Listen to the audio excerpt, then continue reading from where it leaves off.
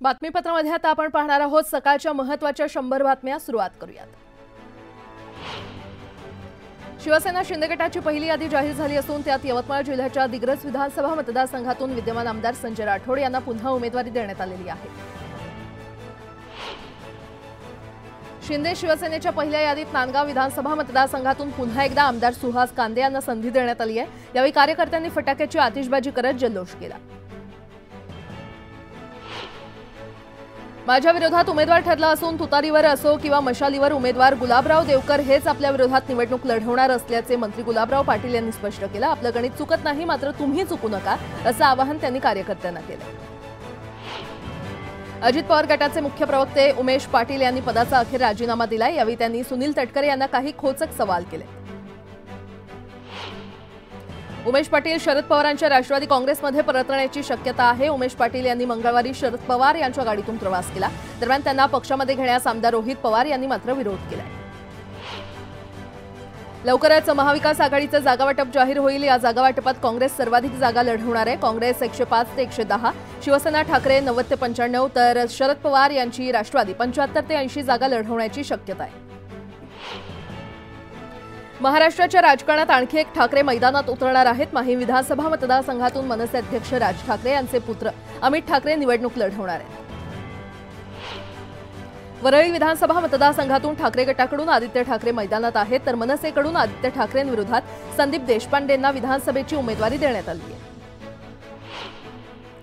मनसेकडून 45 उमेदवारांची यादी जाहीर करण्यात आलेली आहे। ठाणे शहर मतदारसंघातून अविनाश जाधव निवडणूक लढणार आहेत, तर कल्याण ग्रामीणमधून राजू पाटील निवडणूक लढणार आहेत, तर बेलापूरमधून गजानन काळेंना तिकीट देण्यात आले।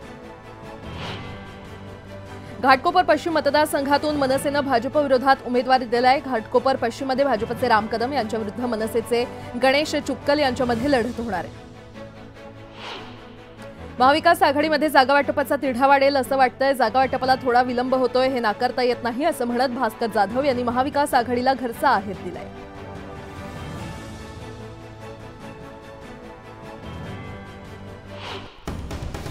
आता एक मोठी बातमी, महाविकास आघाडीचा जागावाटपाचा फॉर्म्युला ठरल्याची माहिती समोर आलेली आहे। महाविकास आघाडीच्या जागावाटपाचा तिढा सुटल्याची माहिती सूत्रांकडून देण्यात आली आहे। काँग्रेस 105, ठाकरे 95, तर शरद पवार गटाला 84 जागा देण्यात आल्याची माहिती मिळते। महाविकास आघाडीची आज दुपारी पत्रकार परिषद होणार आहे आणि या पत्रकार परिषदेत जागावाटपाची घोषणा होण्याची शक्यता आहे।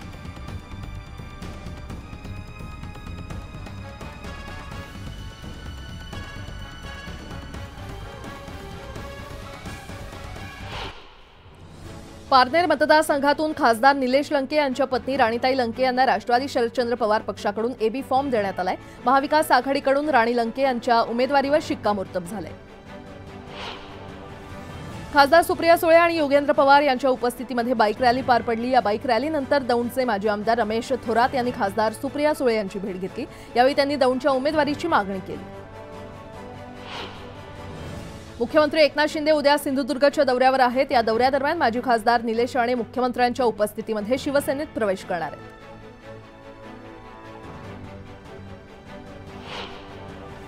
सत्तेसाठी लोक काहीही करू शकतात याचं उत्तम उदाहरण निलेश राणे असल्याचं म्हणत आमदार वैभव नाईक यांनी निलेश राणेंना टोला लगावलाय। जनता यांना जागा दाखवेल असं वैभव नाईक म्हटले। शिवसेनेच्या पडत्या काळात आम्ही लढलो। वैभव नाईकांनी केलेल्या कामाची सर राणेंना नाही, त्यामुळे नारायण राणेंचं पार्सल परत पाठवा असं आवाहन करत परशुराम उपरकर यांनी नितेश राणेंवर टीका केली आहे।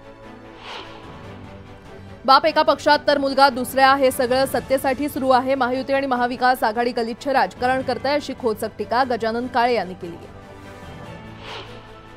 राष्ट्रवादीचे नेते राजेश बेंडल यांनी शिवसेनेमध्ये प्रवेश केला। गुहागर विधानसभा मतदारसंघातून लढण्यास राजेश बेंडल हे इच्छुक आहेत, त्यामुळे आता गुहागर मतदारसंघ कुणाला मिळणार याकडे लक्ष लागले। रत्नागिरीत एकही जागा काँग्रेसच्या वाट्याला येत नसल्यानं कार्यकर्त्यांनी बैठकीत उद्रेक केलाय। जिल्ह्यातील 5ही जागा लढवाव्यात अशी मागणी काँग्रेसचे जिल्हाध्यक्ष अविनाश लाड यांनी केली आहे। आरक्षण वाचवणं हा आपला अजेंडा असून महाविकास आघाडी आरक्षण संपवण्याच्या भूमिकेत असल्याची टीका प्रकाश आंबेडकर यांनी केली आहे। आरक्षणाच्या बचावासाठी प्रयत्नशील असल्याचं त्यांनी बोलून दाखवलं। रविकांत तुपकरांनी क्रांतिकारी शेतकरी संघटनेची स्थापना केली आहे। बुलढाण्यातील पदाधिकाऱ्यांच्या बैठकीत तुपकरांनी घोषणा केली। तुपकरांनी महाविकास आघाडीसोबत जाण्यास सकारात्मक असल्याचंही सुतोवाच केलं। कर्जत जामखेड मतदारसंघातून निवडणूक लढणार नाही आणि जिंकणारही असा विश्वास राम शिंदेंनी व्यक्त केलाय। 2019च्या निवडणुकीत रोहित पवारांनी राम शिंदेंचा पराभव केला होता। आता पुन्हा एकदा रोहित पवार विरुद्ध राम शिंदे अशी लढत रंगण्याची शक्यता आहे। नांदगाव विधानसभेतून समीर भुजबळ निवडणूक लढवण्यावर ठाम आहेत। उमेदवारी देणं हा पक्षाचा अधिकार आहे, मात्र आवश्यकता पडल्यास अपक्ष निवडणूक लढवू असा इशारा समीर भुजबळ यांनी दिलाय। आता एक मोठी बातमी, मुख्यमंत्री शिंदे आज गुवाहाटी दौऱ्यावर आहेत। उमेदवारी जाहीर झाल्यानंतर ते कामाख्या मंदिरात जाऊन दर्शन घेणार आहेत। त्यानंतर उद्या मुख्यमंत्री शिंदे आपला उमेदवारी अर्ज दाखल करणार आहेत। बंड केल्यानंतर शिंदे यांनी कामाख्या देवीचं दर्शन घेतलं होतं। मुख्यमंत्री झाल्यानंतरही त्यांनी कामाख्या देवीचं दर्शन घेतलं होतं।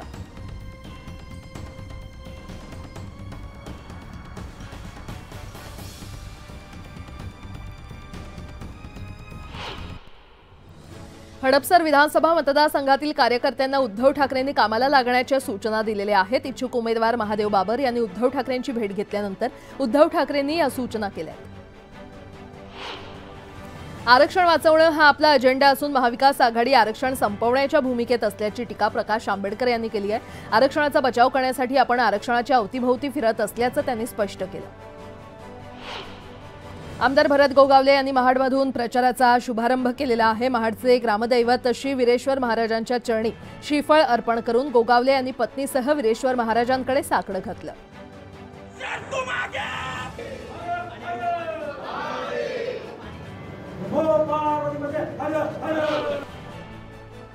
पिंपरी चिंचवड विधानसभा मतदारसंघाचे राष्ट्रवादीचे विद्यमान आमदार अण्णा बनसोडे यांना उमेदवारी दिल्यास आम्ही त्यांचा प्रचार करणार नाही अशी भूमिका 18 नगरसेवकांनी घेतलेली आहे। बनसोडेंना वाढता विरोध पाहता त्यांचं तिकीट कट होण्याची शक्यता आहे।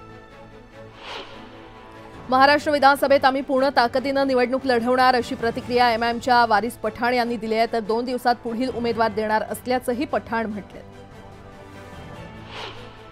कर्जत खालापूर मतदारसंघात महायुतीला मोठा धक्का बसलाय। अजित पवार गटाचे नेते सुधाकर घारे यांच्यासह 10,000हून अधिक पदाधिकारी आणि कार्यकर्ते महायुतीतून बाहेर पडलेत। तुमसरमध्ये शरद पवार गटाच्या कार्यकर्त्यांनी बंडाचा इशारा दिलाय। माजी आमदार चरण वाघमारेंना राष्ट्रवादीची उमेदवारी देऊ नये अशी मागणी कार्यकर्त्यांनी केली आहे। विधानसभा निवडणुकीसाठी आमचे उमेदवार निवडीचं काम सुरू आहे आणि नावं अंतिम करण्यासाठी अंतरवाली सराटीमध्ये उद्या मनोज जरांगे बैठक घेणार आहेत।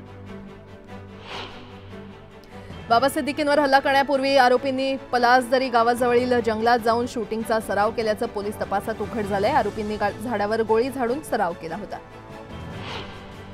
महाविकास आघाडीचं जागावाटप जाहीर झालं नाही, त्यातच महाविकास आघाडीतील घटक पक्ष असलेल्या शेतकरी कामगार पक्षानं 5 उमेदवार जाहीर केले।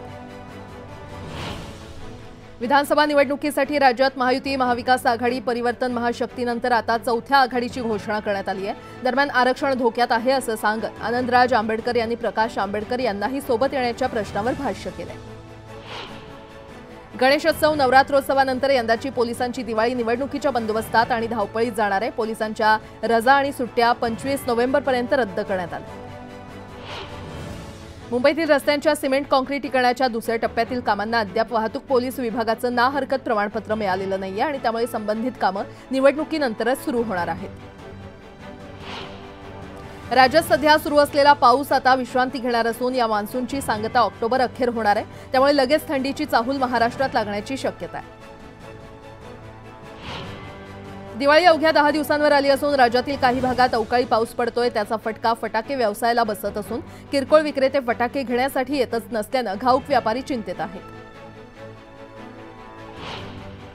राज्य सरकारनं दिवाळीमध्ये होणारी हंगामी भाडेवाढ रद्द करून प्रवाशांना दिलासा दिला, मात्र त्यात एसटी महामंडळाला अंदाजे 100 कोटी रुपयांच्या महसुलाला मुकावं लागणार आहे। परिणामी कर्मचाऱ्यांना दिवाळी बोनसला मुकावं लागणार असून शासनानं एसटीचे झालेलं नुकसान भरून द्यावं अशी मागणी करण्यात येते।